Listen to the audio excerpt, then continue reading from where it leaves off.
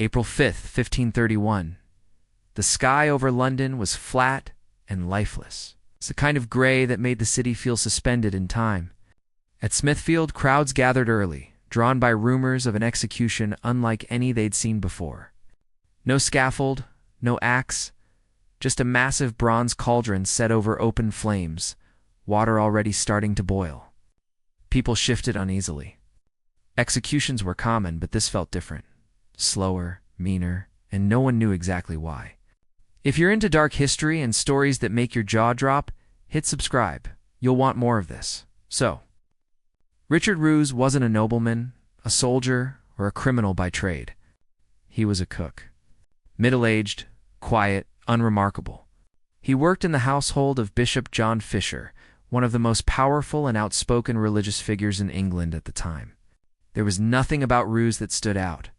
He blended into the background, like most servants in large houses did. He followed orders, prepared meals, and stayed out of the way. There's no record of any prior offense, no sign of trouble. He was, by all accounts, just doing his job, until one winter afternoon, and a pot of soup changed everything. To understand why a cook's mistake or crime would matter so much, you have to look at England in 1531. The country was on edge.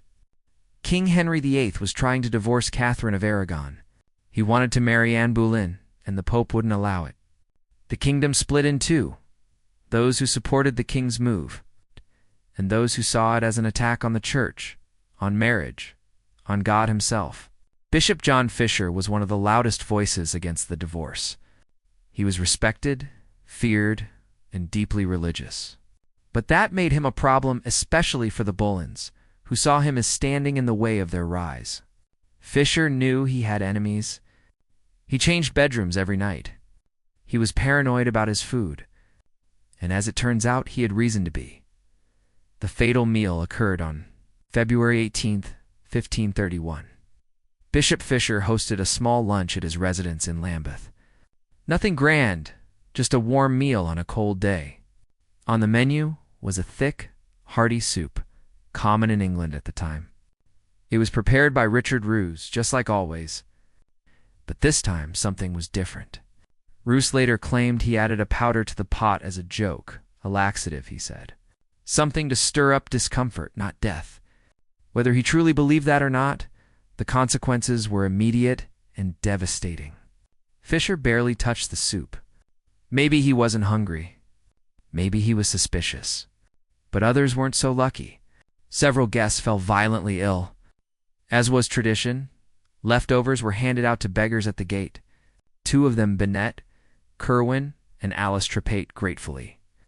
Then died in agony hours later, vomiting, convulsions, cold sweats. They were found the next day, twisted in pain. The bishop survived. The rumor didn't. When news of the poisoning reached Henry VIII, his reaction was immediate and brutal. Bishop Fisher may have been one of the king's loudest critics, but this wasn't about politics anymore. To Henry, it was personal. If a bishop could be poisoned in his own home, what was stopping someone from doing the same to a king? Roose was quickly arrested while trying to flee London. He was taken to the Tower and tortured on the rack. His limbs were stretched until near breaking. Under pressure, he confessed, yes, he had added the powder, but he still insisted he didn't know it was deadly. That didn't matter. On February 28th, just days after the incident, Henry appeared before Parliament in person, an extremely rare move. He declared the poisoning an act of treason, not just against Fisher, but against the crown itself. Within days, Parliament passed a new law. Anyone guilty of poisoning would be executed by boiling. It was retroactive. It was made just for Roose. Richard Roose never saw a courtroom. There was no jury, no defense, no official verdict. Just a new law pushed through by a furious king and a date set for an execution no one would forget. By defining the act as high treason, Henry avoided the standard penalties: hanging, disembowelment, and quartering brutal enough on their own. But Henry wanted something worse, slower. He wanted the punishment to match the method of the crime. A cook who used a pot to kill would die in one. The Boiling Law Act for Poisoning, 22 Henry VIII, Chapter 9, was unprecedented. It was created to send a message, not just to Roose, to anyone who might dare to disrupt the fragile power structure of the Tudor court. In that moment, the line between justice and revenge disappeared. Smithfield was packed. Word had spread this wasn't an ordinary execution. People climbed onto barrels and rooftops to get a better view. Vendors walked through the crowd, selling pies and ale, as if this were theater and not the final moments of a man's life. In the center of it all, the bronze cauldron boiled.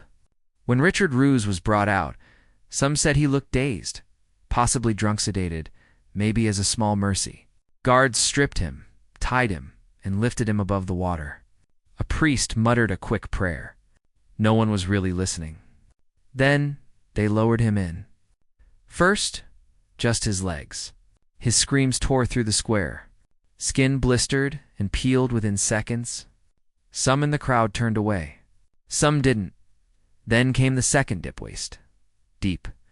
The water, once clear, turned pink. Roose thrashed and gasped, his voice slipping from screams into something worse. The third time they submerged him completely. Death took him, but not quickly. Not kindly. Roose's death was horrifying, but was it justice or just theater? Officially, he was punished for poisoning. But behind the scenes, questions lingered. Why had Henry taken such a personal interest in a lowly cook? Why change the law retroactively? And why so public? Some believe the king acted out of genuine fear. Poison was seen as a coward's weapon, silent, invisible, impossible to predict. Henry may have wanted to make an example of Roose simply to calm his own paranoia. Others weren't so sure. Rumors spread that the poisoning had been orchestrated by the Boleyn family themselves. Fisher was. After all, one of the biggest obstacles to Anne Boleyn becoming queen. If Roose was a pawn in a larger scheme, his execution may have served a second purpose, closing the case before fingers pointed higher. We'll never know the full truth. But in Tudor politics, appearances were everything in silence. Once enforced by fire and steel, was often permanent. Richard Roose wasn't the last person to die by boiling. The new law stayed on the books.